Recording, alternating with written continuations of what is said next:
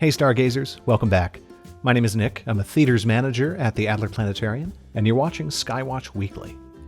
Well, Mars is now officially past its closest and brightest for 2020, and really for the next 15 years, so I hope you have a chance to get out and see it for yourself.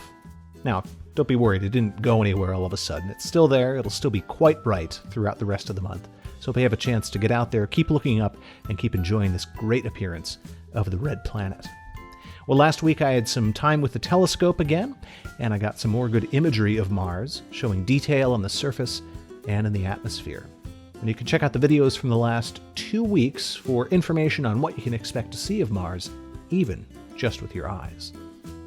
We're coming up on the new moon this Friday, October 16th, so this is the perfect time of the month to seek out some dimmer views in the sky.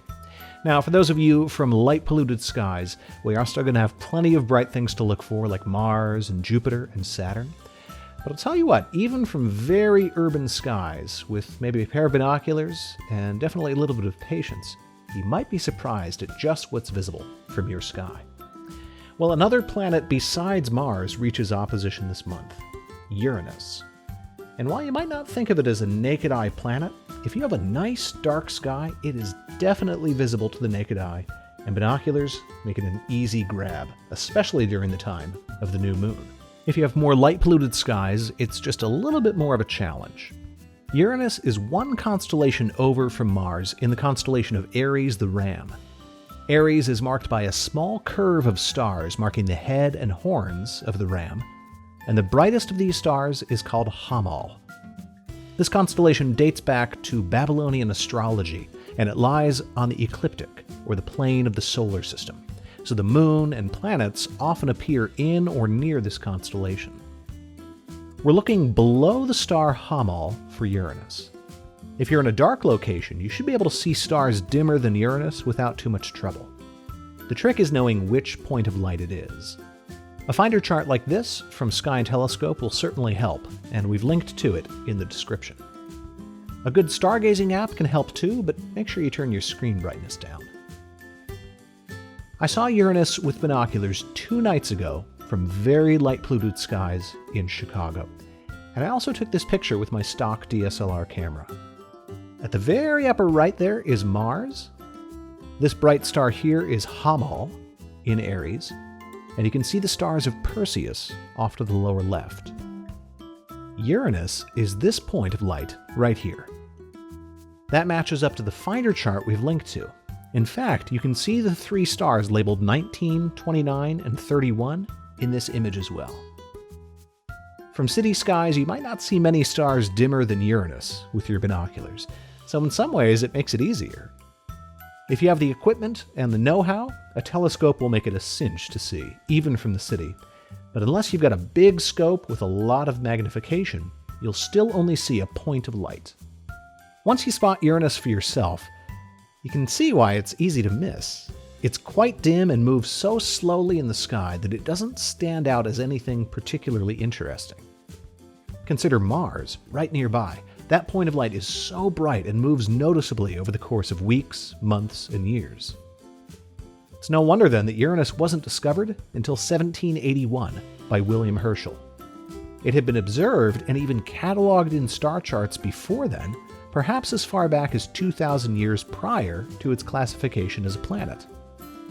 Even Herschel wasn't sure exactly what he had seen, and it took some convincing from other astronomers doing follow-up observations that he had really discovered a new planet. Well, this planet briefly bore the name Herschel as a placeholder, but eventually the name Uranus was agreed upon. This opened up a new possibility of worlds beyond the classical 5 naked-eye planets.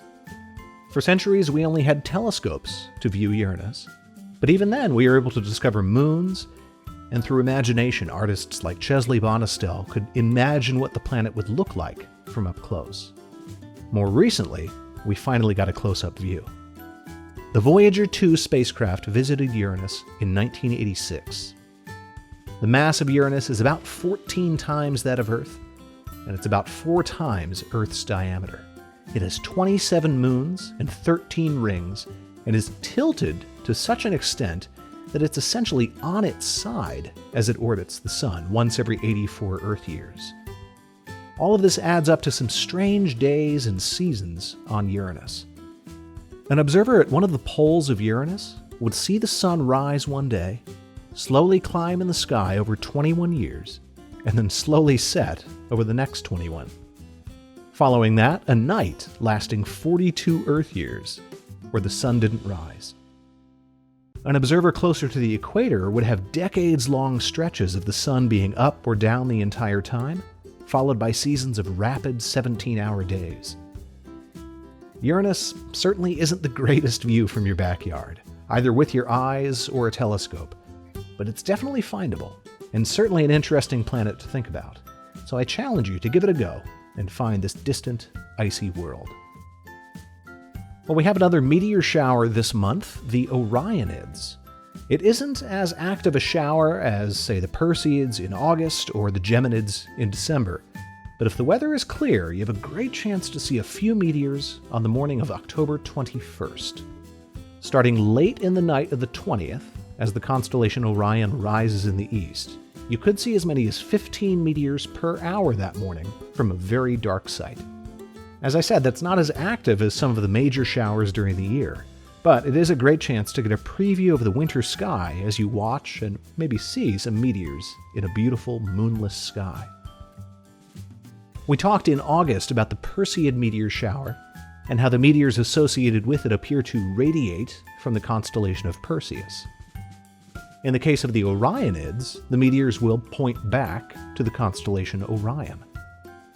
This is a trick of perspective as the Earth moves through the debris trail of a comet, and the meteors should be visible all over the sky. In this case, the comet is one you've probably heard of and maybe even seen, Comet Halley. Halley's Comet is the best-known periodic comet, swinging by Earth every 76 years. Its last pass was in 1986, and its next will be in 2061, so mark your calendars. It's currently way out there beyond the orbit of Neptune, almost at its farthest point from the Sun. And in a few years it'll round the corner and begin its decades-long plunge back into the inner solar system.